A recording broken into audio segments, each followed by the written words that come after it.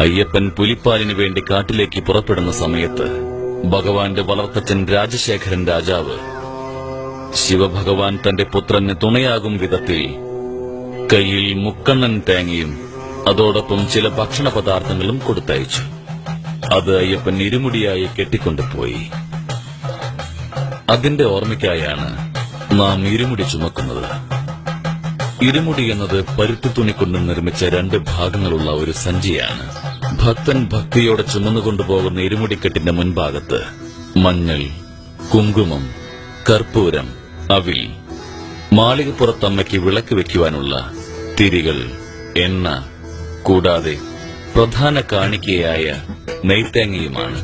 അതായത് അയ്യപ്പന് കൂടുതൽ പ്രിയങ്കരമായ നൈവേദ്യ വസ്തുവായ മുക്കൺ തേങ്ങയുടെ ഒരു കണ്ണിൽ ദ്വാരമുണ്ടാക്കി അതിനുള്ളിലെ നീരൊഴിവാക്കി